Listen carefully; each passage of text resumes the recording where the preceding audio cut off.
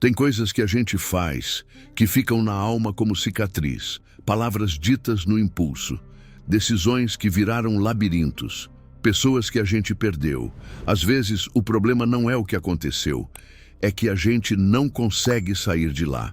Hoje vamos falar sobre isso, sobre como lidar com um passado que ainda grita e sobre um Jesus que não desiste de reescrever histórias. João 21 acontece depois da ressurreição, mas Pedro está pescando. De novo, ele voltou para o que fazia antes de conhecer Jesus. Por quê? Porque ele falhou, ele negou, ele se traiu e talvez achou que não era mais digno de seguir. Talvez achou que Jesus não ia querer mais ele. Quando o erro pesa, a gente faz isso mesmo.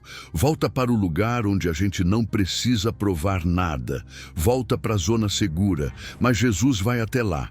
Pedro passa a noite inteira tentando pescar e não consegue nada.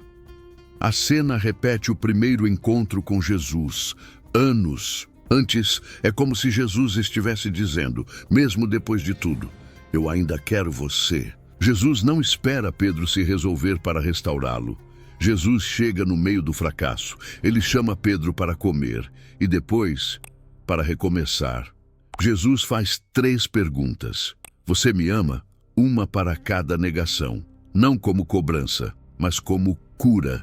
Pedro não ouve. Por que você me negou? Ele ouve. Você ainda me ama?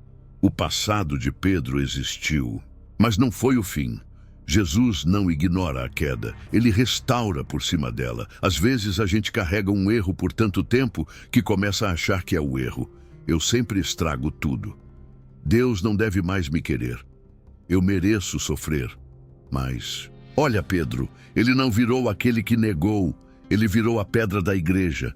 Deus nunca define você pelo seu pior momento. Ele vê o depois da queda e já tem planos para lá. Pedro errou feio. Mas foi esse erro que o quebrou de orgulho. Foi esse erro que o fez entender o perdão.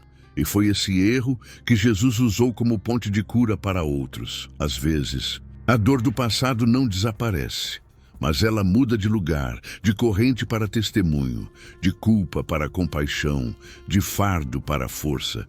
Se você vive preso a algo do passado, comenta aqui embaixo. Jesus me chamou de volta. Compartilha esse vídeo com alguém que precisa se libertar da culpa. O erro pode ter marcado a sua história, mas não precisa ser o último capítulo.